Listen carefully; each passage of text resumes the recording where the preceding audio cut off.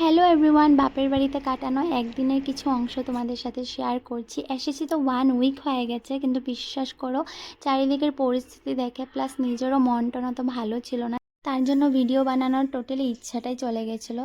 তো আমার ঘুম ভেঙেছে 9:30টার পর। বাপের বাড়ি মানেই যেন একটু ঘুমটা বেশিই থাকে, আলসটা বেশিই লাগে। তো সোনাকে আদর করে উঠে আমি ব্রাশটা করে নিলাম, দেন গরম জল খেয়ে আলমন্ড খেয়ে নিলাম, ড্রাই আলমন্ড। তারপর আমি বোনকে বললাম যে দে আজকে আমি সুজিটা বানাই, প্রত্যেক দিন রুটি খেতে ভালো লাগে না। তো সুজিটা বানাতে বানাতে এখানে আমি হনুমান চালিশাটা চালিয়ে দিলাম, যেহেতু মঙ্গলবার ছিল, মঙ্গলবার মানেই ভেজ। তো সুজিটা বানিয়ে থালার মধ্যে এরকম শেপ দিয়ে রেখেছি। তারপর ভাই বললো আমি সুজি খাবো না, আমাকে ওটসটা প্যাক করে দে, যেহেতু ওর ডিউটি যাবে।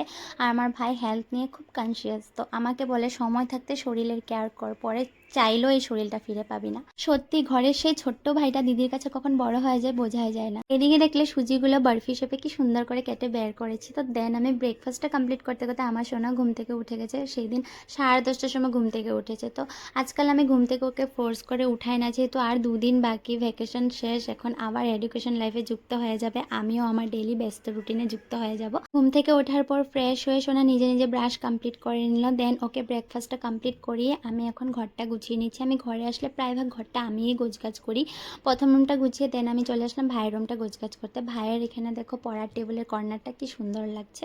তো আজকাল তো সব বাচ্চারা ভ্যাকেশনের জন্য ঘুরতে গেছে, তো পাড়াতে কিছু বাচ্চা ছিল, ওদেরকে ডেকে এনে শোনা ব্যাট বল খেলছে, দেখো খুব খুশি হচ্ছিল। দেন আমি ভাবলাম একটু স্কিনের যত্ন করা যাক। তো রাত্রেবেলায় আমি এই আইস কিউবটা ডিপ ফ্রিজে ঢুকিয়ে রেখেছিলাম। দেন এখানে আমি আইস মাসাজটা করে নিচ্ছি, সত্যি খুব রিল্যাক্স ফিল হচ্ছিল, তোমরাও করতে পারো। স্কিন কেয়ারটা করার পর দেন আমি চলে গেলাম সোনাকে স্নান করাতে। প্রত্যেক দিন ডিউটির থেকে আসার পর সোনার জন্য কিছু না কিছু এনে রাখে। তো স্নান করার আগে আমি সোনাকে বলি যে মামাই তোমার জন্য একটা সারপ্রাইজ এনেছে। তো খুশি খুশি স্নান করে নে, দেন ওকে সারপ্রাইজটা দিলাম, খুশি হয়ে গেছে।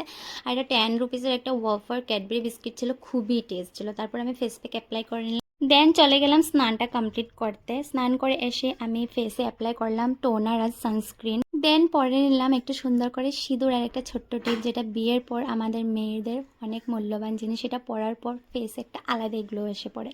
দেন আমি প্রত্যেকদিন স্নান করেই একটু জপ নামটা করে নিই, যেহেতু ঠাকুর ঘরে ঢুকতে পারছি না। 13 দিনে শুদ্ধ হয়ে গেছে, পুজোটা 1 মাস পরে দেবো, কিন্তু ঠাকুর না দিলে সব কিছু ইনকমপ্লিট লাগে। তো জপ নাম পরে একটু শান্তি ফিল করছিলাম।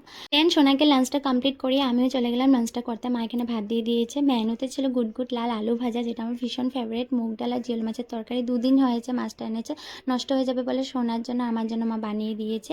ভিডিওটা ভালো লাগলে লাইক শেয়ার কমেন্ট সাবস্ক্রাইব। তো that's it for today, by.